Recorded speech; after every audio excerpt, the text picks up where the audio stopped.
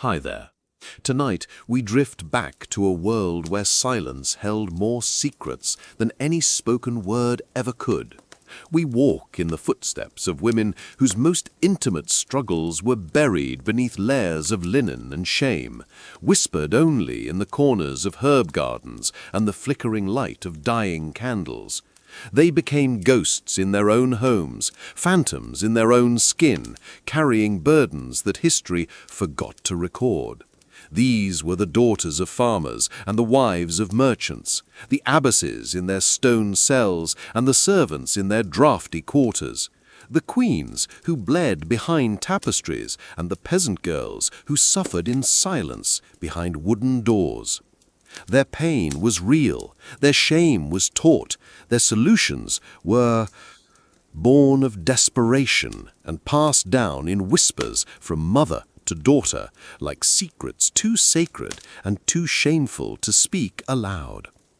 Tonight, we pull back the heavy curtains of time and witness the quiet courage of women who endured what they believed was their curse in a world that told them their very nature was sin. In the market towns of France, when Marie the baker's wife felt the first familiar cramp, she would quietly hand her wooden spoon to her daughter and retreat to the back room. Her bread would have to wait, her customers would have to wonder. For the next 5 days she became invisible.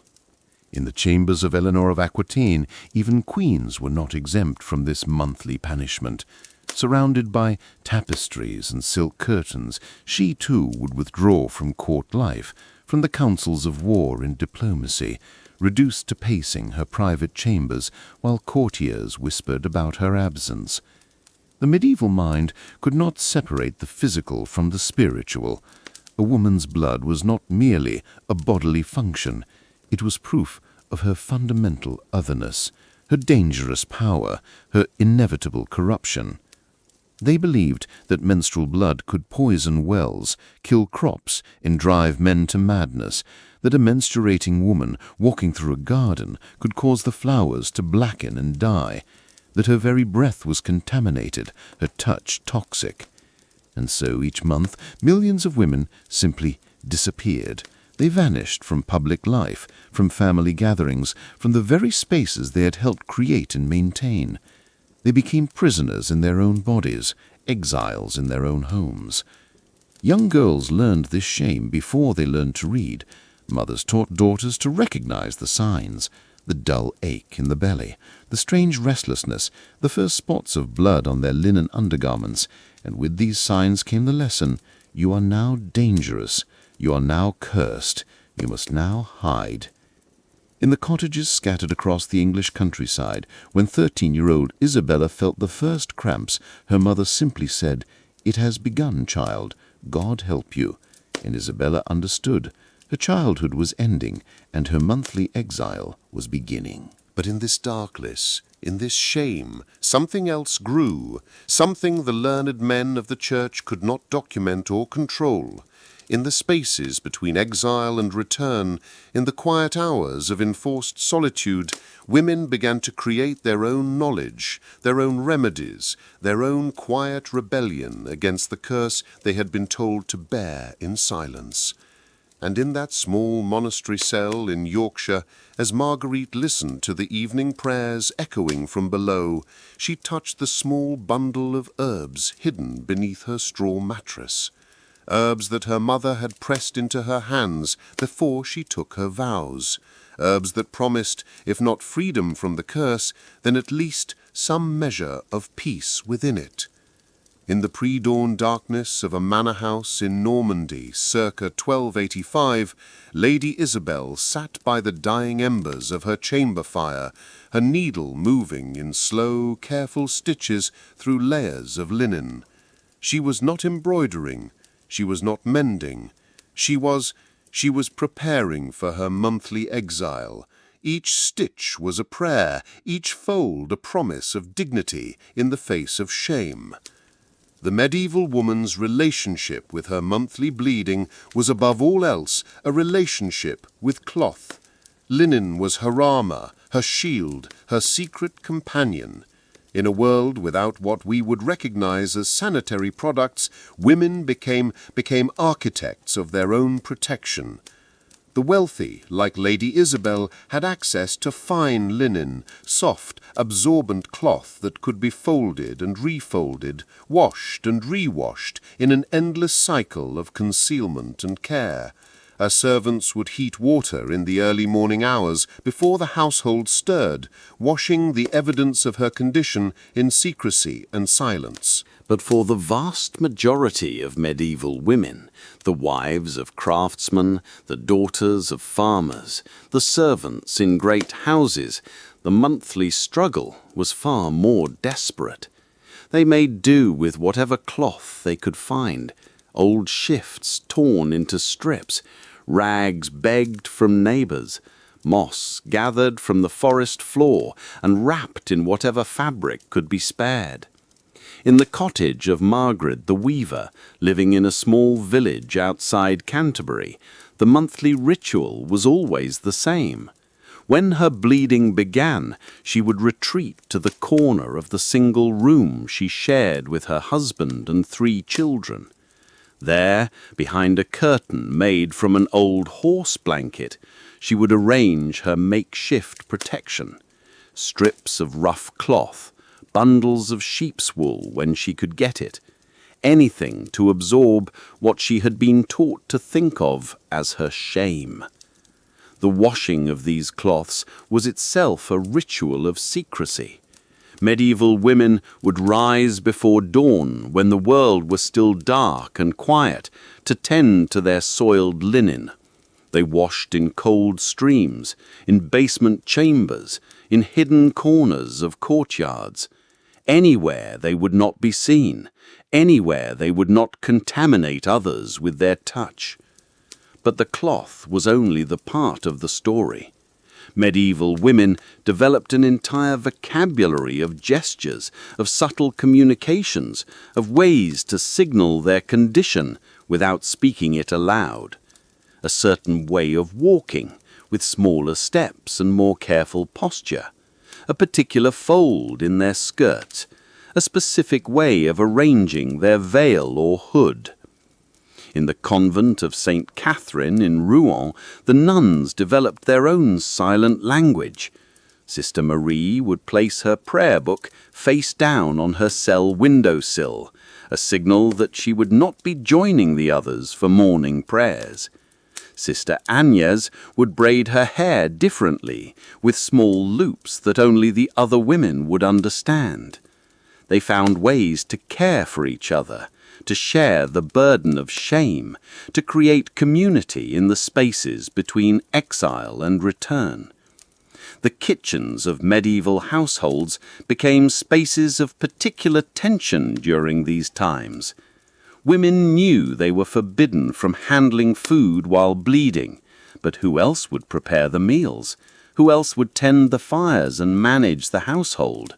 And so they developed elaborate workarounds, directing servants from doorways, using long-handled spoons to stir pots, covering their hands with multiple layers of cloth. Young girls watched and learned. They observed how their mothers moved differently during certain days of the month, how their aunts would suddenly find urgent tasks that required them to work alone, how the women of the household would form protective circles around each other, taking on extra duties, covering for absences, sharing silent knowledge. In the merchant quarters of London, when 15-year-old Anne felt her first monthly bleeding, her mother gathered her into the small chamber above their shop. There, surrounded by bolts of fine cloth and spools of thread, her mother taught her the art of concealment, how to fold linen into the most effective shapes, how to secure it with strips of cloth tied around her waist, how to move without rustling, how to sit without showing, how to exist without revealing. "Remember, child," her mother whispered as she demonstrated the folds and ties, "you carry the curse of Eve now, but you also carry the strength of all women who came before you. This cloth, these preparations, they are not just about hiding your shame, they are about preserving your dignity.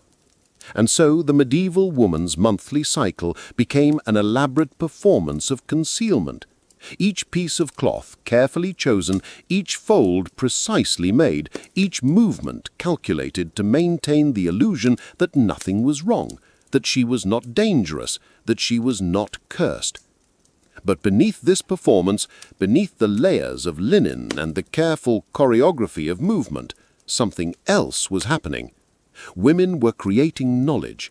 They were testing what worked and what didn't. They were passing down not just shame, but survival skills.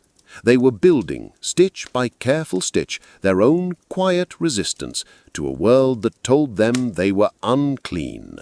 And in the pre-dawn darkness of that Norman manor house, as Lady Isabel finished her careful preparations and tucked her bundle of linen into the wooden chest beside her bed, she touched the small silver pendant at her throat, a gift from her grandmother, worn smooth by generations of women's fingers, and whispered a prayer not for forgiveness of her curse, but for strength to bear it with grace. In the year 1347, in a small monastery garden tucked against the walls of Canterbury Cathedral, Sister Hildegard knelt among the fever few and ladies mental, her hands dark with soil and plant sap. The other nuns were at evening prayers, their voices drifting across the cloister like distant music, but Sister Hildegard was tending to different prayers, the prayers of women who bled in silence. She was not supposed to be here, not during her monthly bleeding. The soil she touched was meant to be blessed, sacred, clean. But Sister Hildegard had learned, through years of quiet observation and careful experimentation, that certain plants, certain combinations of roots and leaves and flowers, could ease the pain that twisted through her belly each month like a living thing. In the medieval world, medicine was divided into two realms. There was the learned medicine of university-trained physicians, men who had studied the ancient texts of Galen and Hippocrates, who could bleed a patient with brass instruments and diagnose humoral imbalances with scholarly precision. And then there was the medicine of women, the knowledge passed down in whispers from mother to daughter, grandmother to granddaughter, the remedies discovered in desperation and refined through generations of monthly suffering, the medicine of moonlight and garden soil, of herbs gathered in secret and prepared behind closed doors. The medieval woman's monthly pain was not just physical. It was emotional, spiritual, social.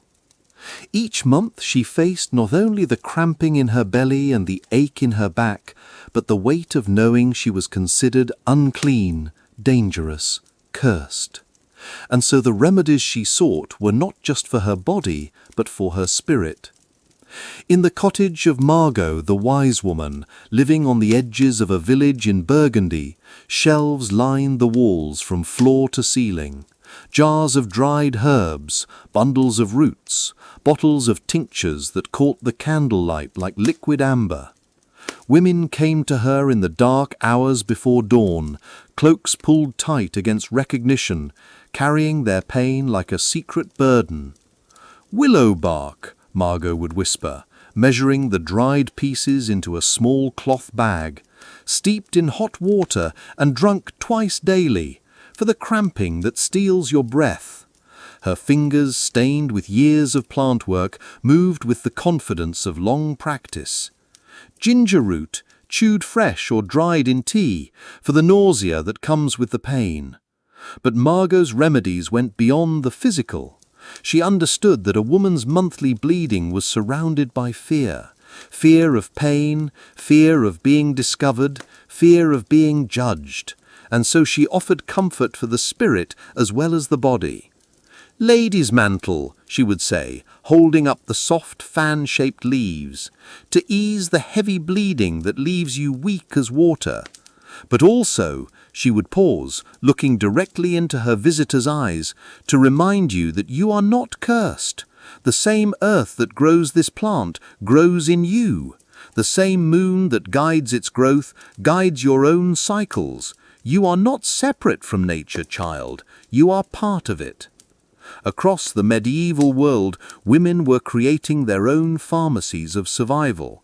In the castles of Scotland, noblewomen cultivated secret gardens behind high walls, growing plants their husbands' physicians would never prescribe. Meadowsweet for pain, raspberry leaf for heavy bleeding, chamomile for the restless anxiety that preceded their monthly courses. In the market towns of Italy, women gathered in the early morning hours at the wells and fountains, sharing knowledge along with water. They spoke in code, in metaphor, in the careful language of women who had learned to hide their needs. When the moon is full and the roses bloom too heavy, one might say, I find that a tea of red clover eases the burden. Another would nod and add, and blessed thistle, when the pain spreads to the back like fire. These conversations were lessons, dissertations, medical conferences held in whispers between women who could not read but who understood their bodies better than any learned physician. The preparation of these remedies was itself a ritual of self-care in a world that offered women little care of their own. In the pre-dawn darkness, when the world was still and quiet, women would heat water over carefully banked fires, measure herbs with careful precision, create tinctures and teas and poultices that spoke to their most intimate needs. But the knowledge was dangerous. Women who knew too much about plants, who could ease pain and stop bleeding and calm nerves, walked a narrow line between help and heresy. The same knowledge that could save a woman from monthly suffering could also be used to prevent pregnancy or end it, and that knowledge carried the weight of accusation, suspicion, and sometimes death. In the village of Laon, in northern France, Marie the herbalist kept her most powerful remedies hidden beneath loose floorboards in her cottage. When women came to her with desperate questions, when they spoke of bleeding that would not stop, or pain that left them unable to work, or monthly courses that had ceased entirely, Marie would listen carefully, weighing their need against her own safety. There are some things, she would whisper, that cannot be spoken aloud.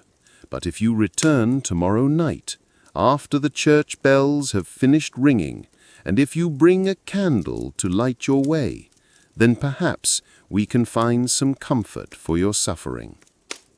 Back in the monastery garden, Sister Hildegard carefully harvested the plants she had been growing in secret. Mugwort for irregular bleeding, black cohosh for the deep, pulling pain that made her double over during prayers, cramp bark whose very name spoke to its purpose. She dried them in the shadows of her cell, ground them with a mortar and pestle, blessed by moonlight rather than holy water, and stored them in jars labeled with prayers instead of medical terms. She was not the only nun to tend such a garden. Across the medieval world, convents became repositories of women's medical knowledge.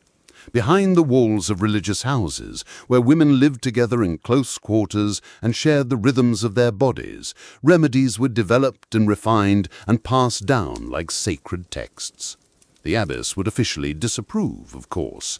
The church thought that pain was holy, that suffering was sanctifying, that women should bear their monthly burden as penance for Eve's sin. But the abbess was also a woman, and she too remembered the agony of untreated cramps, the weakness of heavy bleeding, the shame of stained linen discovered by disapproving eyes. And so the garden of forgotten remedies grew in shadows and silence. Women creating their own medicine, their own comfort, their own small rebellions against a world that told them their pain was holy and their bodies were cursed. In the gathering dusk, as Sister Hildegard tucked a small bundle of herbs beneath a robe and made her way back to the dormitory, she passed the chapel where her sisters were finishing their evening prayers. Their voices rose in harmony, praising a God who had made them in his image, but she carried with her the knowledge of a different kind of creation. the quiet, patient work of women who had learned to heal themselves when the world offered them only shame. Back in the monastery garden, Sister Hildegard carefully harvested the plants she had been growing in secret. Mugwort for irregular bleeding, black cohosh for the deep, pulling pain that made her double over during prayers, cramp bark whose very name spoke to its purpose. She dried them in the shadows of her cell, ground them with a mortar and pestle, blessed by moonlight rather than holy water, and stored them in jars labeled with prayers instead of medical terms. She was not the only nun to tend such a garden. Across the medieval world, convents became repositories of women's medical knowledge. Behind the walls of religious houses, where women lived together in close quarters and shared the rhythms of their bodies, remedies were developed and refined and passed down like sacred texts. The abbess would officially disapprove, of course. The Church thought that pain was holy, that suffering was sanctifying, that women should bear their monthly burden as penance for Eve's sin. But the abbess was also a woman, and she too remembered the agony of untreated cramps, the weakness of heavy bleeding, the shame of stained linen discovered by disapproving eyes. And so the garden of forgotten remedies grew in shadows and silence. Women creating their own medicine, their own comfort, their own small rebellions against a world that told them their pain was holy and their bodies were cursed. In the gathering dusk, as Sister Hildegard tucked a small bundle of herbs beneath her robe and made her way back to the dormitory, she passed the chapel where her sisters were finishing their evening prayers. Their voices rose in harmony, praising a God who had made them in his image, but she carried with her the knowledge of a different kind of creation. The quiet, patient work of women who had learned to heal themselves when the world offered them only shame. In the manor house of Sir Geoffrey de Montfort in the Welsh borderlands, Lady Margaret had noticed that the tower room where winter fuel was stored remained unused during the summer months. Gradually, month by month, she had moved her own supplies into the space: a small brazier for warmth, cushions for comfort, a basin for washing. By midsummer, she had created her own private chamber, a place where she could retreat when her monthly bleeding made her presence unwelcome in the rest of the house. But for most medieval women, such luxury was impossible. The wives of craftsmen, the daughters of farmers, the servants in great houses, they lived in single rooms, shared spaces, areas where privacy was not just rare, but effectively impossible. And so they became creative, ingenious, desperate. In the cottage of Thomas the carpenter and his wife Alice, the monthly ritual required the construction of temporary walls. Alice would hang rough cloth from the ceiling beams, creating a small enclosed space in the corner of their single room. Behind this improvised curtain, she would arrange her straw mattress, her basin of water, her carefully hoarded supply of rags. For 5 days each month, she would live in this tiny, cramped space, close enough to hear her children's voices, close enough to direct the household, but separated by the thin barrier of cloth from the life she could not fully participate in. If you find comfort in these quiet journeys through forgotten history, if these whispered stories help you drift towards sleep, then perhaps you'll stay with us. Like this video, only if it brings you peace. Subscribe only if you want to return to these gentle places. Let me know in the comments below, where are you listening from tonight? What time is it in your corner of the world? Are you tucked beneath blankets, or perhaps walking in the darkness? For now, dim the lights around you. Draw the covers close. Let your breath deepen and slow. We're going back to a time when women carried their burdens in silence and found strength in the shadows.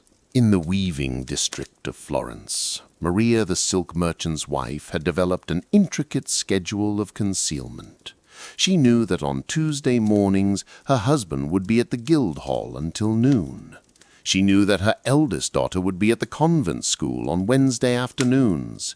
She knew that the servants would be at market on Thursday mornings, and she planned her monthly needs around these absences. using the empty hours to care for herself in ways that would be impossible when the house was full. But perhaps the most ingenious architects of concealment were the women who served in the great households. Servants, ladies-in-waiting, chambermaids, women who lived in the most public of spaces, who were expected to be available at all hours, who had no rooms of their own and no privacy to claim. At the court of Edward III, among the dozens of women who served Queen Philippa, there existed a secret network of mutual aid.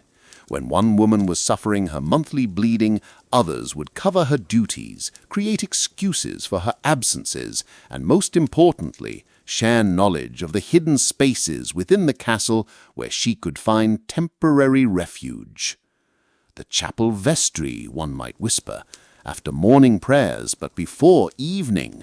The door is never locked, and no one enters except the priest, and only on Sundays. Another would add the still room in the kitchen tower. The cook's assistant leaves after the noon meal and doesn't return until sunset. There's a bench there and a basin, and if you bring your own candle. These women became cartographers of necessity, mapping the castle not by its official layout, but by its hidden opportunities for privacy. They knew which chambers were used only during certain seasons, which passages were avoided by the male servants, which rooms were considered too lowly for the attention of the nobility. In the tower chambers of Warwick Castle, Lady Eleanor's ladies-in-waiting had discovered that a small alcove behind the great tapestry depicting the Conquest could serve as an emergency refuge. The space was barely large enough for one person to sit, and it was cold and draughty, but it was invisible to casual observation. When one of the women was caught unprepared by her monthly bleeding, when she couldn't retreat to her own chamber without causing suspicion, she could slip behind the tapestry and find at least temporary concealment. But the most poignant examples of architectural concealment were found in the religious houses, convents, monasteries, abbeys, places where women were supposed to live in holy simplicity, where privacy was considered a luxury incompatible with spiritual discipline. Yet even here, even in these most regulated of spaces, women found ways to create sanctuary. In the Benedictine convent of St. Redegund, near Cambridge, the nuns had noticed that the small chamber used for storing altar linens was accessed by a narrow stair that could be climbed silently. Over the years, the women had gradually added to the space a cushion for kneeling, a small crucifix on the wall, a basin disguised as a holy water font. To any observer, it appeared to be a private chapel for personal devotion. In reality, it was a refuge for women whose monthly bleeding made them unfit for the communal prayers below. And so the medieval world became dotted with hidden chambers, secret alcoves, temporary sanctuaries created by women who refused to simply disappear during their monthly exile. They carved out space in a world that offered them no space. They created privacy in buildings designed for publicity. They built, stone by stone and cloth by cloth, their own architecture of dignity. Back in the hidden room behind the great hall of Château de Vincennes, Queen Joanna extinguished her candle and prepared to return to her official chambers.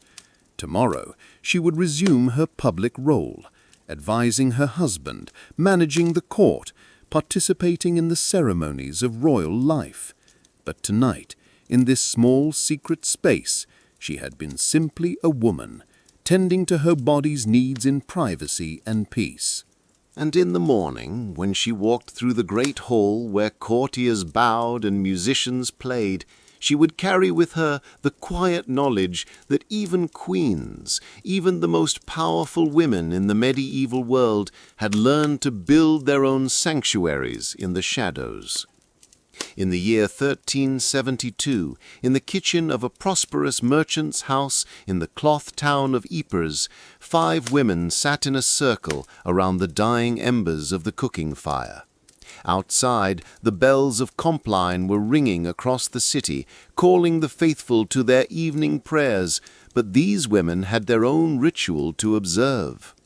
They were not family, not by blood. There was Marguerite, the merchant's wife, her hands soft from a life of relative privilege. Beside her sat Catherine, the cook, her fingers stained permanently with herbs and soot. Agnes, the young maid, barely 16, twisted nervously at her apron strings. Old Godeleve, who had served the household for 30 years, sat with the stillness of someone who had seen everything. And finally, Marie, the weaver's daughter from the house next door, invited into this circle by bonds stronger than neighborhood friendship. What bound them together was not status or family or even friendship exactly. What bound them was the monthly rhythm of suffering and concealment that they all shared. They had discovered, through careful observation and whispered conversations, that their monthly bleeding often came at the same time, and in that synchronicity they had found not just convenience, but community. The pain was worse this month, Marguerite said quietly, her voice barely above a whisper. In the formal spaces of her house, surrounded by her husband's business associates and the elaborate protocols of merchant society, she was always composed, always dignified. But here, in the circle of women who shared her monthly exile, she could speak the truth of her body without shame. Catherine nodded, reaching into her apron to pull out a small bundle of dried herbs. I tried the willow bark tea you spoke of last month. It helped with the cramping, but the bleeding. She paused, looking around the circle. In the world beyond this kitchen, such details were unspoken, unspeakable. But here they were medicine, they were knowledge, they were survival. Medieval women lived in a world that told them their monthly bleeding was shameful, dangerous, unclean. But in the spaces between official shame and private necessity, they created something else. Networks of mutual aid, sisterhoods of silence, communities of women who understood that survival required sharing the knowledge that the larger world refused to acknowledge. These networks existed everywhere, woven into the fabric of medieval life like invisible threads. In the noble courts, ladies-in-waiting developed their own systems of mutual support. When one woman was suffering her monthly bleeding, others would cover her duties, make excuses for her absences, and share their own carefully hoarded supplies of clean linen and pain-relieving herbs. At the court of Charles V of France, among the women who served Queen Joanna of Bourbon, there existed an unspoken protocol of aid. The Queen's senior lady-in-waiting, Dame Isabelle de Coucy, kept a private accounting of each woman's monthly cycle, not from prurience or control, but from care. She knew when to assign lighter duties, when to suggest that a particular woman might benefit from a few days of quiet tasks, when to ensure that someone suffering was not required to stand through long court ceremonies.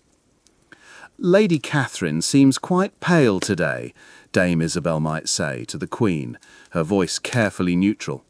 Perhaps she might benefit from assisting with the inventory of the chapel linens.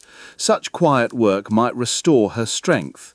It was code, understood by all the women present. Lady Catherine was bleeding and needed the kind of refuge that only another woman could provide. In the scriptoriums of medieval convents, where nuns copied manuscripts and illuminated prayer books, similar networks of care developed. The work required long hours of sitting, precise attention to detail, and steady hands, all of which became nearly impossible during the cramping and fatigue of monthly bleeding. But the women learned to cover for each other, to take on extra work during their healthy days so that others could rest during their difficult ones. Sister Marguerite, bent over her copying of a Psalter in the convent of Sainte-Chapelle, would quietly pass her work to Sister Agnes when the monthly cramps made it impossible to form steady letters. Sister Agnes, in turn, would complete the illuminated borders that Sister Marguerite had begun, matching her style so precisely that the finished manuscript would show no evidence of multiple hands. It was collaboration born of necessity, but it was also something more. It was recognition that women's work, women's knowledge, women's needs were worthy of protection and care. But perhaps the most remarkable networks of mutual aid developed among the poorest women, the wives of laborers, the daughters of serfs, the women who had the least margin for error and the greatest need for support. In the villages scattered across the English countryside, where privacy was a luxury and resources were scarce, women created systems of care that were both practical and profound.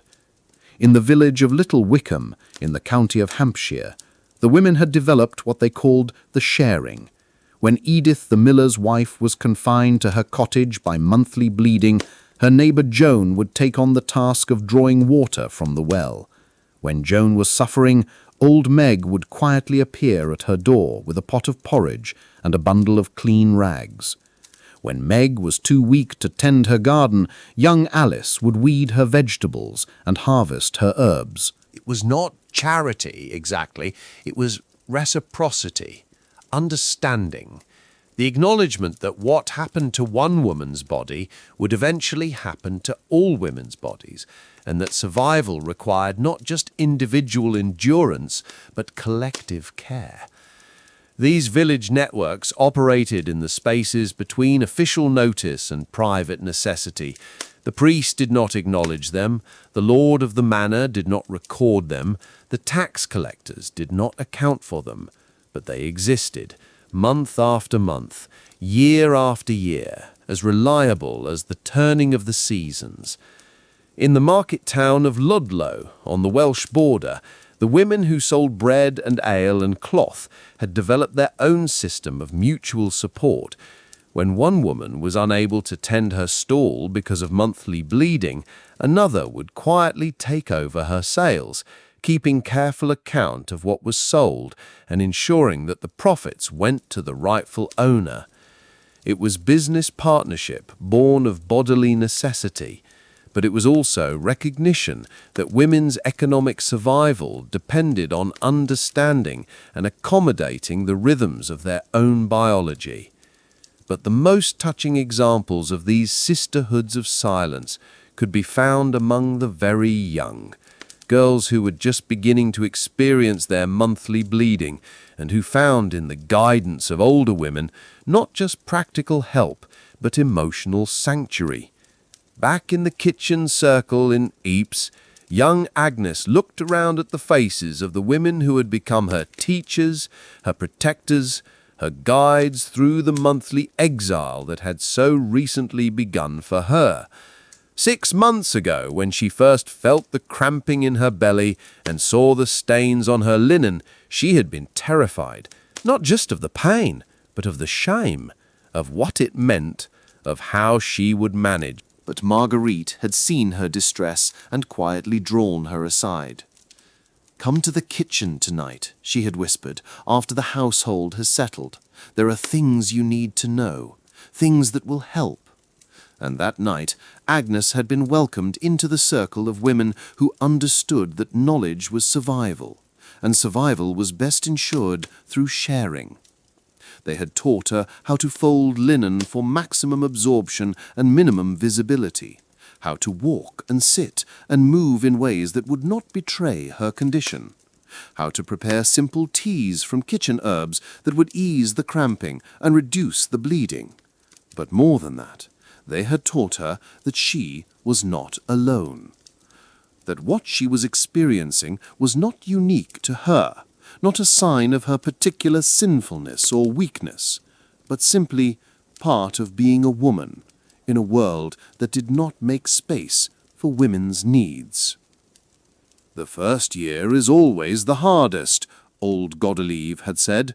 her voice gentle with the wisdom of decades. Your body is learning its rhythm. You are learning to manage. But each month becomes easier, child, not because the bleeding stops or the pain lessens, but because you grow stronger, because you learn what helps and what doesn't, because you understand that this is not punishment, it is simply life. These words, spoken in the flickering light of a kitchen fire, carried more healing power than any physician's prescription. They were not just medical advice, they were absolution, permission to be human, recognition that a woman's monthly bleeding was not evidence of her spiritual corruption, but simply part of the complicated business of existing in a female body. The sharing of practical knowledge was important, certainly. The recipes for pain-relieving teas, the techniques for washing bloodstains from linen, the methods for creating privacy in spaces that offered none. But perhaps even more important was the sharing of emotional knowledge, the understanding that shame was taught, not inherent, that pain was real but not deserved, that concealment might be necessary for survival, but it did not need to be internalized as self-hatred. In the monasteries and convents, where women lived in community but were supposed to exist in holy isolation from the concerns of the flesh, these networks of care took on almost sacred significance.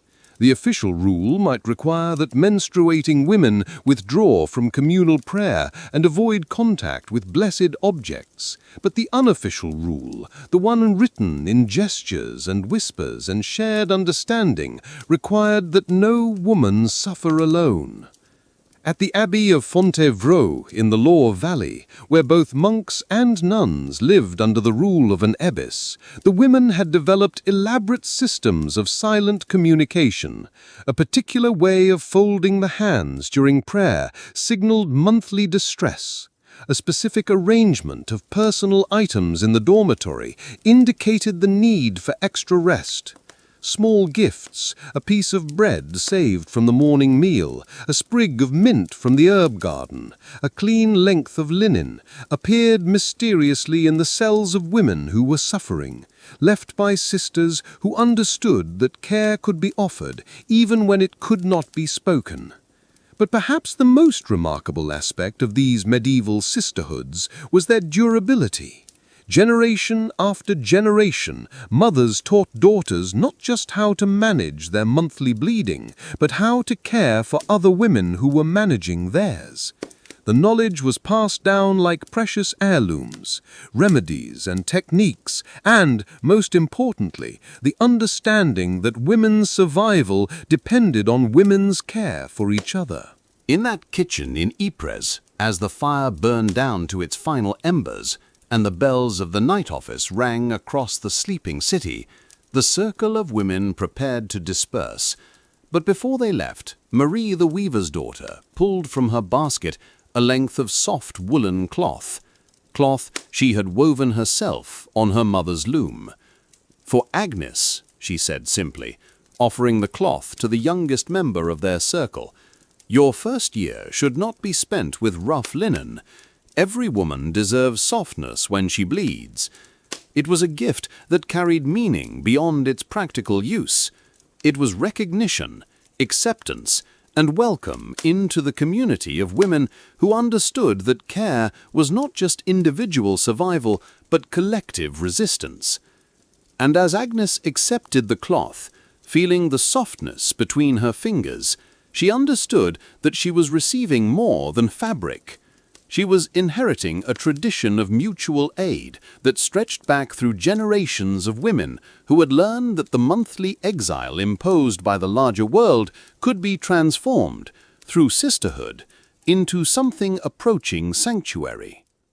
They dispersed into the darkness of the medieval night, each returning to her own space, her own struggles, her own monthly negotiations with pain and shame and concealment.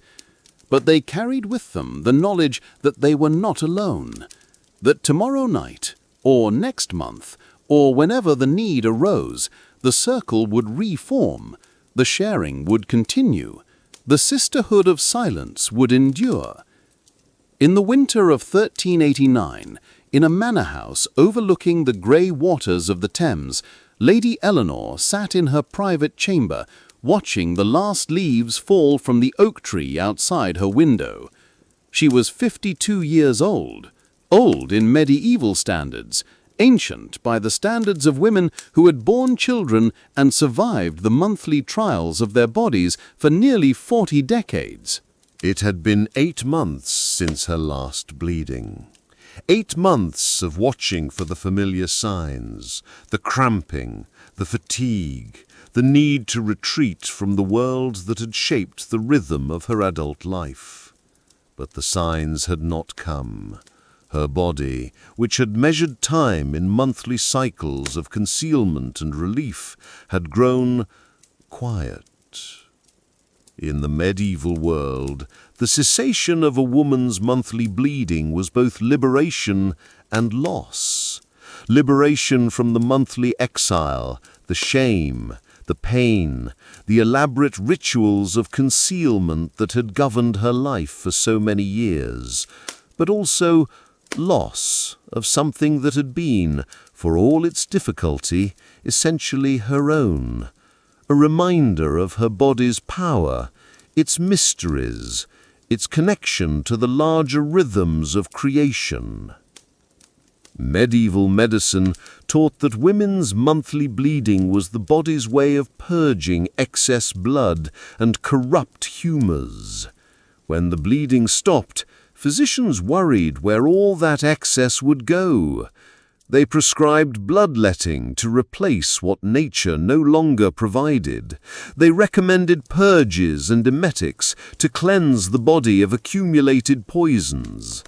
They viewed the cessation of menstruation not as a natural transition, but as a dangerous medical condition requiring intervention. But women understood something different.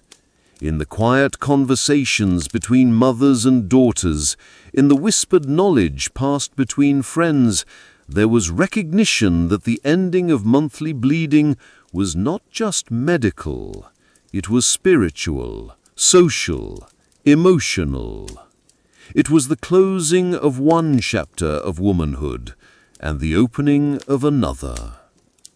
Lady Eleanor had been 13 when her monthly bleeding began, 13 and terrified by the cramping that doubled her over during morning prayers, by the blood that stained her linen shift, by her mother's grim announcement that she was now a woman with all the burdens that entails. For 39 years she had carried those burdens. 39 years of monthly planning, of careful scheduling around her body's demands, of retreating from public life 5 days out of every month. In the year 1348, in a monastery tucked against the rolling hills of Yorkshire, a young woman named Marguerite pressed her back against the cold stone wall of her cell. Outside, the bells of vespers echoed across the moors, but she could not answer their call.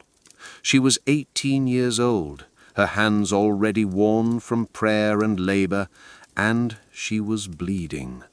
In the medieval world, menstruation was not merely a biological reality. It was, well, a theological problem, a reminder of Eve's transgression, written in blood and renewed each month like a debt that could never be fully paid. The learned men of the church had decided that a woman in her monthly courses was unclean, impure. Her very presence could sour milk, wilt flowers, and dim the brightness of mirrors. She could not touch sacred things, could not enter holy spaces, could not even prepare food for her family. And so Marguerite sat alone in her cell, pressing torn linen against herself, feeling the familiar ache spread through her lower back like roots seeking soil. The other nuns moved through their evening prayers in the chapel below, their voices rising in harmony, while she remained banished to the silence of her small stone room. But Marguerite was not alone in her exile. Across the medieval world, from the draughty castles of Norman lords to the one-room cottages of English peasants, women faced this monthly retreat into shadow and shame. Now, in the growing silence of her body, she found herself remembering not just the pain and inconvenience, but other things. The quiet intimacy of the women who had helped her through her monthly ordeals, the practical knowledge she had accumulated over the decades, the strange sense of power that came from surviving, month after month, something that men could never understand or share. In the villages and towns across medieval Europe, women experiencing the cessation of their monthly bleeding faced a complex transition. On one hand, they were finally free from the monthly exile that had limited their participation in religious and social life. They could attend Mass every Sunday without worrying about their ritual cleanliness. They could prepare food for their families without fear of contamination. They could move through the world without the careful choreography of concealment that had shaped their adult lives. But they also faced new challenges. In a world where a woman's value was often measured by her ability to bear children, the cessation of monthly bleeding was visible proof that her reproductive years were ending. Younger women might whisper about whether she was still truly a woman. Men might question whether she retained any of the feminine qualities that had defined her social role. In the cottage of Margaret, the alewife, in a village outside Canterbury, the transition brought both relief and anxiety. At 48, Margaret had not bled for 6 months. The monthly cramping that had plagued her since girlhood was gone. The careful washing of blood-stained cloths was no longer necessary. The elaborate scheduling of her brewing work around her body's demands was finished. But Margaret had also begun to notice changes in how others treated her. The younger women of the village still sought her advice on herbs and remedies, but they no longer included her in the whispered conversations about monthly pain and management. The men of the village, who had always treated her with a mixture of respect and wariness, now seemed to view her differently, not as a woman to be careful around, but as something approaching a neuter, neither fully female nor male, but something in between. Medieval culture had no clear category for women who had passed beyond their bleeding years. They were not virgins with the special status that virginity carried in Christian society. They were not actively reproductive with the value that fertility brought to family and community. They existed in a liminal space, no longer subject to the monthly exile that had defined much of their adult experience, but also no longer fully included in the community of women who still endured that exile. But in this liminal space, some women found unexpected freedom. Released from the monthly cycle of concealment and shame, they could pursue knowledge and activities that had been difficult to maintain while managing regular bleeding. They became the wise women, the herbalists, the midwives who helped younger women through their own monthly struggles. In the Abbey of Saint-Ouen in southern France, Sister Mathilde had not bled for 2 years. At 55, she was among the eldest of the nuns, and her freedom from monthly ritual impurity allowed her to take on responsibilities that had been impossible during her bleeding years. She could handle the sacred vessels during Mass. She could tend the altar linens without fear of contamination. She could maintain the holy oil and blessed water that younger nuns, during their monthly bleeding, were forbidden to touch. But more than that, Sister Mathilde had become the unofficial keeper of women's knowledge within the convent. Young nuns came to her with whispered questions about their monthly pain, their irregular bleeding, their fears about ritual cleanliness. She dispensed not just herbal remedies, but understanding. the wisdom of someone who had survived decades of monthly exile and emerged into a different kind of womanhood. "The bleeding ends," she would tell the younger women, "but the knowledge remains. What you learn about your body, about managing pain, about creating privacy and dignity in difficult circumstances, that knowledge becomes precious when you no longer need it for yourself. It becomes something you can give to others." In the secular world, women who had passed beyond their bleeding years often became the informal medical practitioners of their communities. With decades of experience managing their own monthly challenges, they understood women's bodies in ways that male physicians, for all their theoretical knowledge, could never match. Dame Alice Keitler, living in the prosperous town of Kilkenny in Ireland, had built a thriving practice treating women's ailments in the years after her own bleeding had ceased. Women came to her not just for remedies, but for understanding, for someone who could listen to descriptions of monthly pain and irregular bleeding and heavy flows without shock or judgment. Her house became a place where women could speak openly about their bodies, their needs, their fears. But Dame Alice's story also illustrated the dangers that could face women who accumulated too much knowledge about bodies and healing. In 1324, she would be accused of witchcraft, charged with using herbs and potions to heal and harm, with possessing knowledge that was deemed too powerful for any woman to safely hold. The same expertise that made her valuable to the women of her community made her threatening to the men who controlled that community's official power structures. Back in her Thameside manor, Lady Eleanor understood these dangers. As her own bleeding had ceased and her knowledge of women's remedies had grown, she had been careful to share her expertise quietly, privately, in ways that would not attract official attention.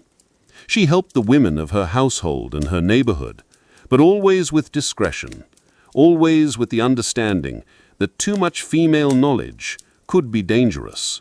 As the winter darkness deepened outside her window, Lady Eleanor touched the small leather pouch she kept in her private chest, a collection of herbs and remedies that she had accumulated over decades of managing her own monthly bleeding.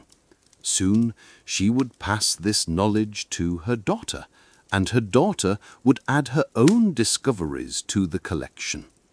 The bleeding had stopped, the monthly exile was over, but the sisterhood of knowledge continued, passed from woman to woman, generation to generation, a legacy of understanding that transcended the individual cycles of any single body.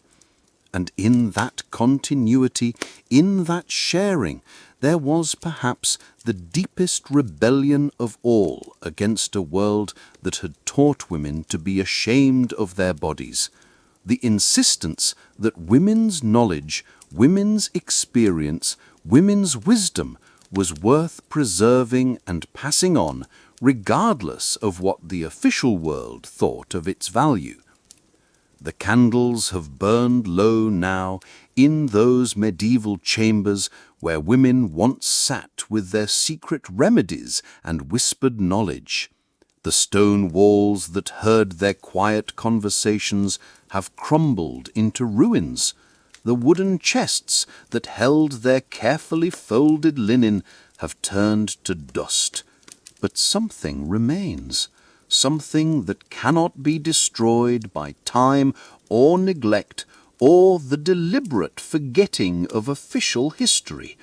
In every woman who has ever pressed a hot water bottle against her crumping belly, in every daughter who has received quiet instruction from her mother about the mysteries of her own body, in every friend who has offered understanding without judgment during moments of pain, the medieval sisterhood continues. The shame that surrounded women's monthly bleeding in the medieval world has not entirely disappeared, But neither has the knowledge, the remedies, the quiet networks of care that women created to survive and support each other through their most intimate struggles. Those women who bled in silence behind stone walls and wooden doors, who created their own medicine from garden herbs and desperate necessity, who built sanctuaries in the shadows and sisterhoods in the spaces between exile and return, they are not lost to us. They live on in every act of women caring for women, in every moment of understanding offered without explanation required, in every recognition that what happens to one woman's body matters to all women's lives. Their stories end here, but their wisdom continues, flowing like an underground river through all the generations that followed, carrying forward the quiet truth that they learned in their hidden chambers and secret gardens, that no woman, in any century, in any circumstance, need suffer alone.